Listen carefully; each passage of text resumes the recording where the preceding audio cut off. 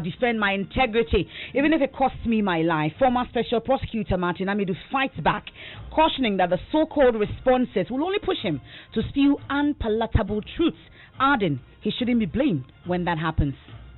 I am being pushed by so-called responses to me, which contains blatant falsehoods to speak. But I do not want anybody to blame me when I speak out and it becomes unpalatable. Either the attack stop or I will defend my integrity, even if that means my death. And I'm not going to allow anybody, not even the president, to pull that integrity into the mud. We have details from that interview, and then also the opposition NDC in the last few minutes have been holding a press conference describing the threats on Mr. Martin Amidu's life, that government has sunken so low with these threats, and that people are afraid to speak truth to power under this government. For the MPP Akufo-Addo government to have gone to the extent of threatening Mr. Martin Amidu with death for undertaking the Japan Royalties Limited transactions speaks volumes about President Akufo-Addo's determination to fight anyone who dares to fight corruption in his government. We're live at the NDC head office, plus reactions here on Top Story, brought to you by Bill Aqua Mineral Water, as well as Gassam, the nation builder.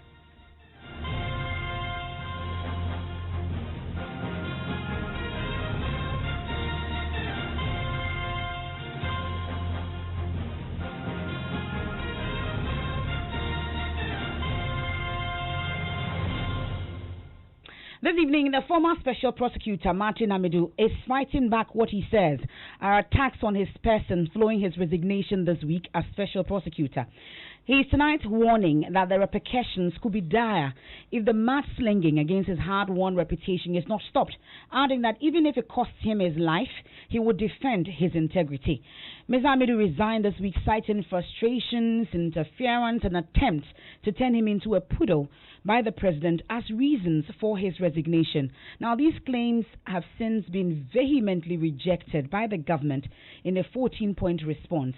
Aside that, there have been a number of interviews, including that of the Director of Logistics and Transport at the Jubilee House, indicating that Mr. Martin Amidu deliberately wanted to sow confusion and frustration within the system, hence his paranoia and issues that he raised about the accommodation, vehicles, and other logistics that were provided him.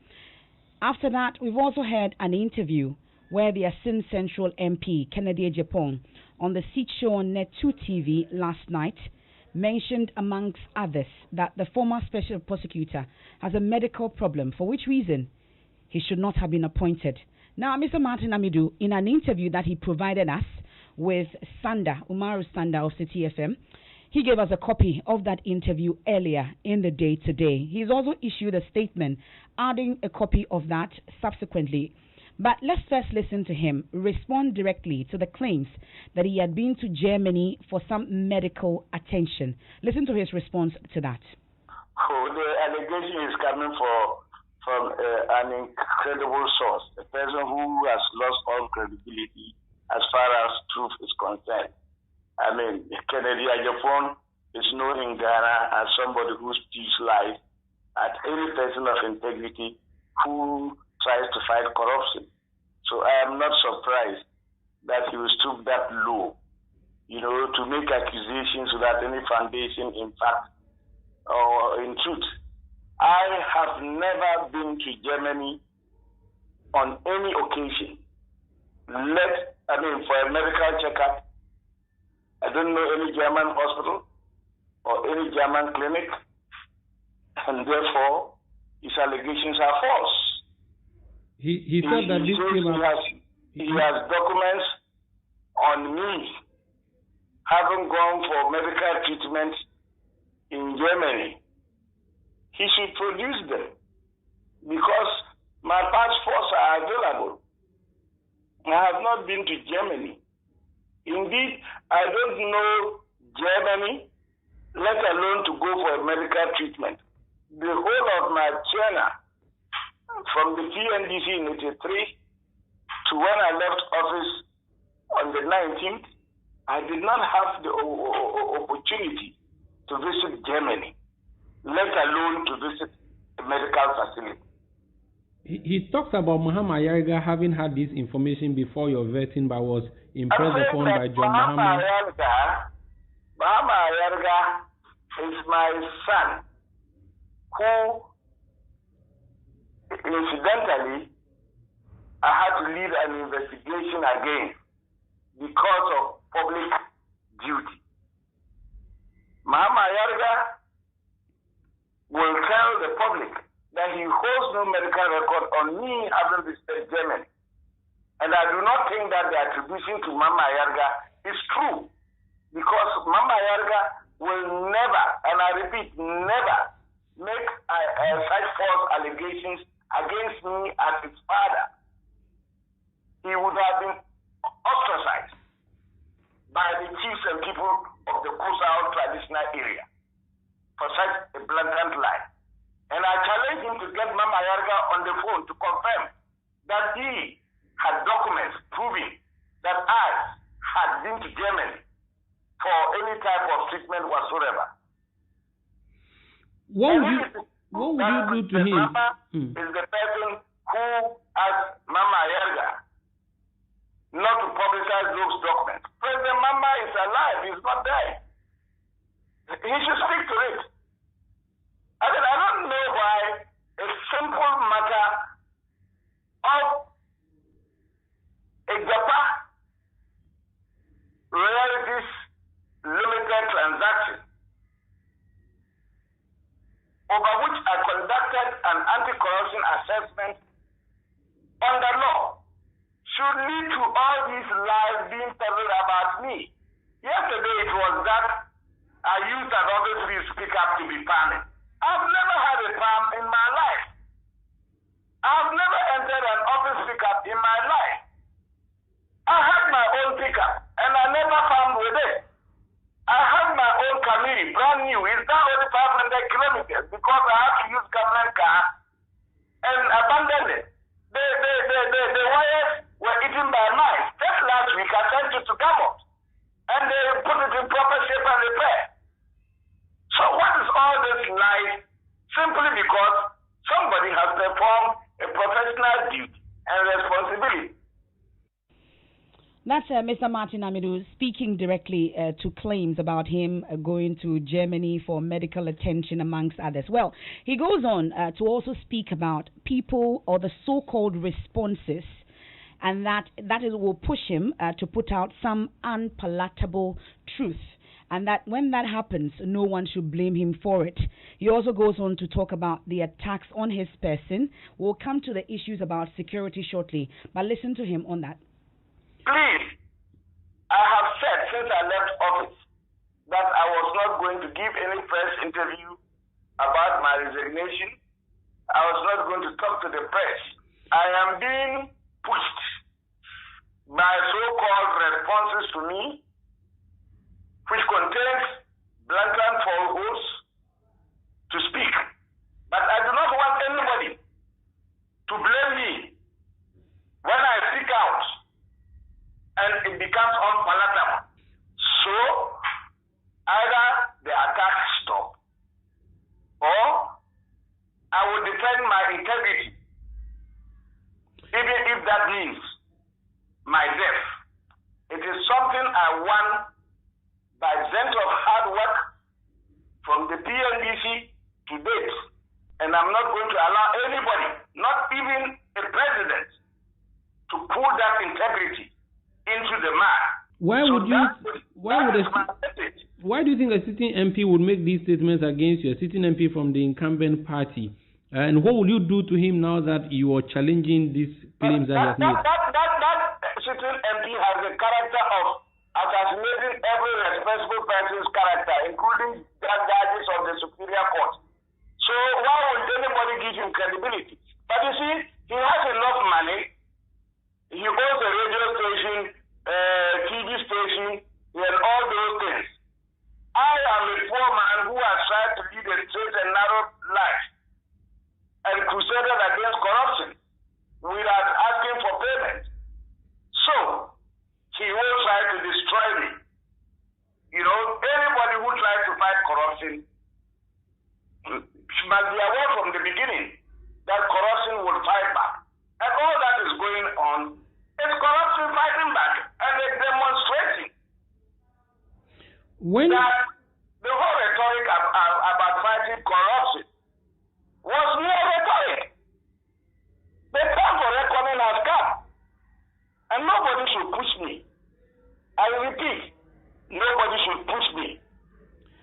Ghanaians would want to know how you're taking your retirement. And when you say nobody should push you, who can really speak to these people who are pushing you to stop? Well, I'm speaking to you. And they should tell their people they have wrongly briefed to be telling lies about me to stop before I decide to respond. And when I decide to respond, I will do so without fear or favor. And as I told you, even to the extent that if my life will be laid for speaking the truth and defending the Constitution of Ghana as by law established, I will do so. How is now I'm a private citizen. Nobody can control me.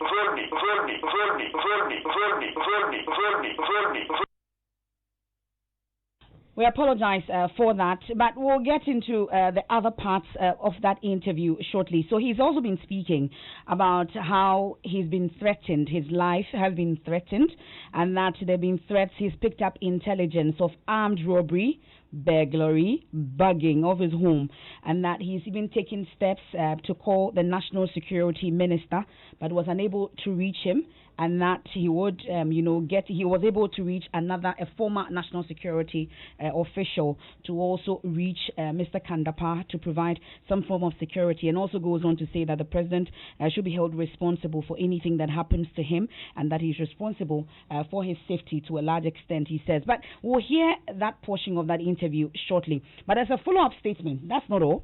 He's issued a statement where he attaches a copy of this particular interview, the full interview, in that statement that he issued. My colleague Kwesi Pakawolsing has a copy of that statement. Let's walk through the issues that Mr. Martin Amidu raises in that interview.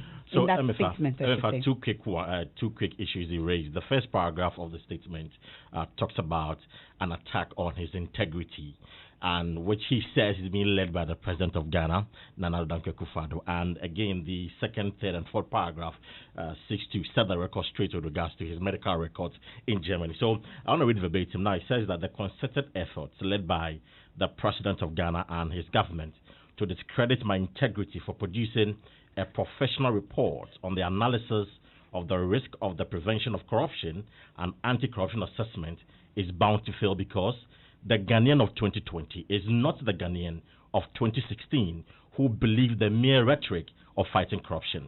The attempt to divert attention from the serious suspected breaches of corruption and corruption-related laws disclosed in the anti-corruption assessment contained in the Japan report by making false and frivolous allegations against my person will fail, because truth shall always triumph over falsehood. That is the first paragraph. Now, the second paragraph says, I have never had any reason or occasion to visit Germany throughout my life, let alone to visit any medical facility on health grounds. The records of my travels, which are available to the Lion Kennedy Japan's government, can be checked, and the German embassy contacted whether I have throughout my life made any application for a visa or visited Germany.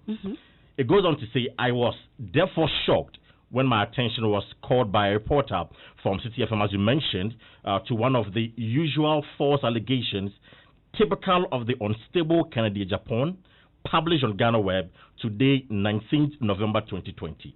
The irredeemable lie par excellence against any Ghanaian of integrity who dares to perform his official function to the dissatisfaction of his government was reported to have spoken on a seat show on his Net 2 on Wednesday night, daring me, referring to him, Martin Amidu, to bring my medical records from Germany to determine whether I am normal.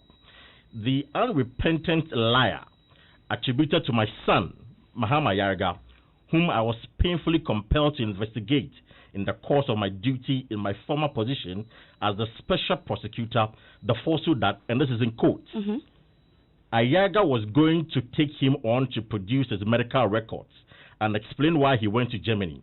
But Mahama told him to stop. Don't raise this question at the appointment committee, unquote. So this was making reference to what Ayaga may have said to Kennedy Japan at the time he met him and when he was going through the vetting committee. So these are the records, the issues that Mr. Martin Amidu raised and seeks to set for Ghanaians to know that indeed he has no medical records in Germany, has never visited Germany before, and what Kennedy Japan is saying perhaps may be misleading or untrue. Well, there are other portions of that statement in the concluding part where we'll have to seek some more clarity on before we put that out. But I must add that, in fact, we got this interview from Mr. Martin Amidu. But let's listen to other portions where he talks about the security and how his life is under threat. All these threats about burgling me, armed robbery, burning my house, I'm aware. I tried to call Kandapa, he didn't pick it. And I got a former National Security Advisor to contact him and tell him. And I know the persons involved. I can name them. I reserve it for the meantime. They are bagging your house. I put my life on the Republic of Ghana, and the president will be responsible for anything that happens to me. I say burglary. Okay. They will rob me. Okay. They will burn my house. Look, I am telling you that the intelligence is there. And I called the Minister for National Security, he didn't pick it, but I got a former National Security Advisor to speak to him. And this fact is now known. And I'm saying that the president will be responsible for anything that happens to me. Are you safe, sir? What? I'm safe. I'm a Ghanaian. I don't fear anything. And as I said, to die in the cause of fighting corruption is what I started with President General Lawrence since 31st December 1981. And I'm not going to leave it because some people think that they can threaten me. I don't give a damn about that. We wish you all the best, sir. And Ghanaians will be waiting to hear you respond to some of the issues that were raised by the presidency when you deem it. Well, I have told you that if they don't stop, I will respond. As to what I will do, I will reserve that to myself. But as I said, whatever happens to me, I live my life on the Republic of Ghana, and the president has a constitutional duty to protect me. I don't need any security at my house or to follow me. And anybody who makes an attempt, he will have himself to blame. Since you are a citizen vigilante, should members of the public who want to come and protect you do so? My friend, people have called and want to even come and trap loose from Baku and all that.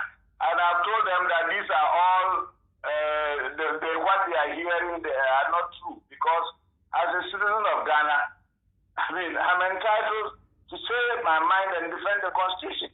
The fact that you are in government doesn't mean that when you are dissatisfied with the report, you go after the person of the fellow. Look, the Minister for Finance has been my friend for years. Why will I go for him? While I was writing the report, didn't he come to this house? Was he not here on the 21st of October? What did I tell him? Why is he now sending out information about me and budgets and all that? Should I come out? Let's stop it. Okay, and sir. I say, let's stop it before we watch dirty linens in public. Martin Amidu there in that interview. So you heard him say that whilst he was writing the Japa assessment report, the finance minister, Ken Oforiatta, visited him in his house on the 21st of October. We're still trying to reach government for an official reaction on some of the issues that Mr. Martin Amidu raises, for instance, especially issues about the security, whether he's been able to reach out. We've tried to reach the police also on this. Mr. Martin Amidu is also not on hand to grant us an interview just yet, but like I said, he gave us this particular interview that he granted Umaru Sanda, and then also subsequently he's issued a statement to that effect. Well, the NDC in the last few minutes have also been holding a press conference, and they say that the fight against corruption has taken its last nail in the coffin. My colleague Kweku Asante is at that press conference for us. He joins us on the line.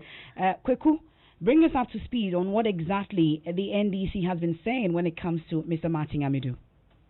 Well, so Emefa, their voice you just played of Martin Amidu in an interview with an Accra-based journalist has been played almost in full here at the NDC press conference. According to the National Democratic Congress, the communications officer, Sami Jemfi, they've noted attempts by government and its assigns, government and its functionaries led by Kennedy Japan to malign the name of Martin Amidu, and not only stopping there, but issuing threats against his life and the properties of Martin Amidu. According to the NDC, just like he said, these specific actions that are taking place as a follow-up to the resignation of Martin Amidu shows that the fight against corruption has taken its last nail in the coffin, and that the response that has been coming from government is completely pathetic.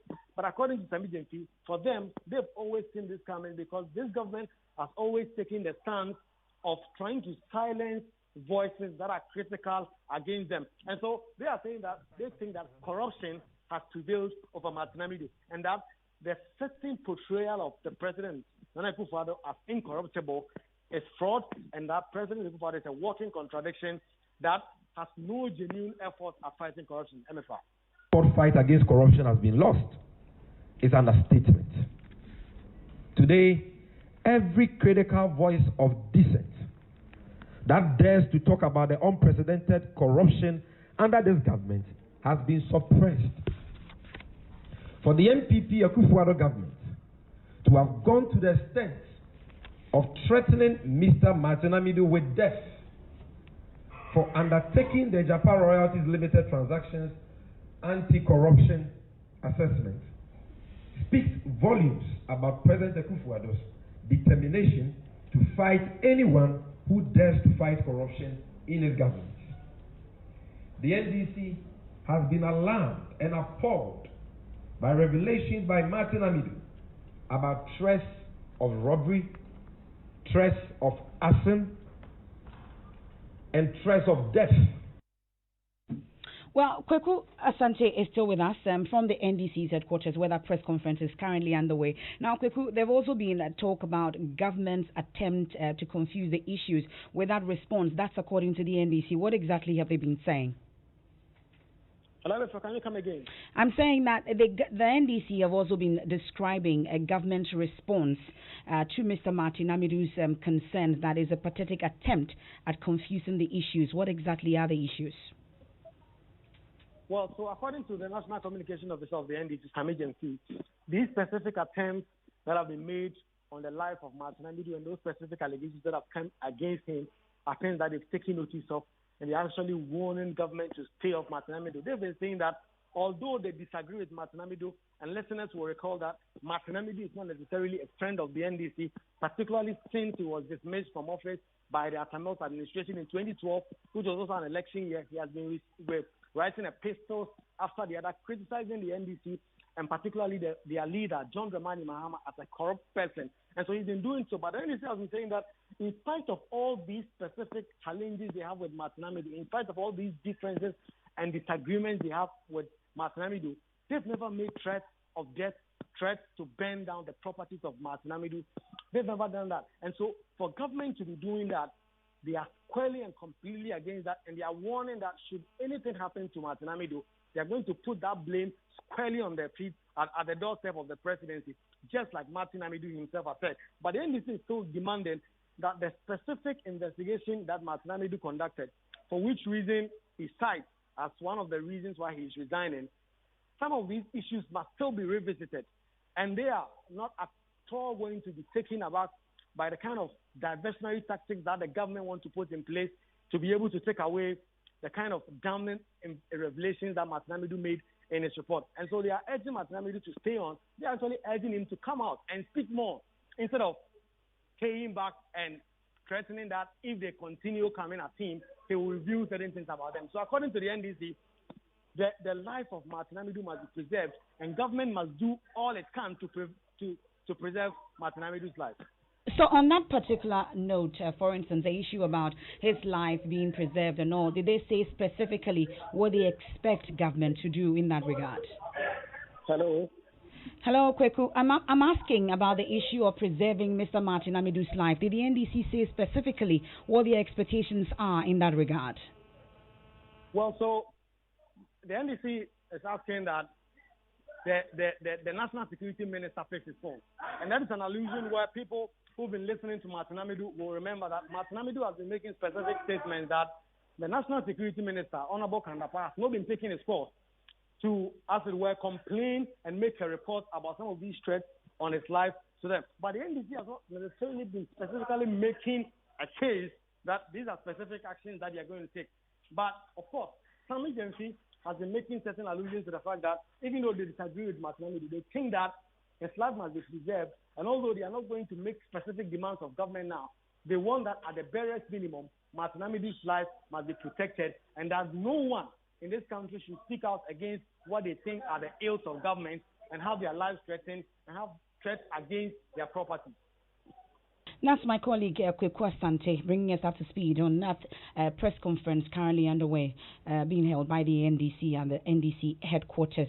So you've been hearing that interview that Martin Amidu has granted, and then also that statement, that follow-up statement that he's issued here on Top Story, brought to you by Gasem, the nation builder, and then of course Belacqua Mineral Water. News Night comes up shortly.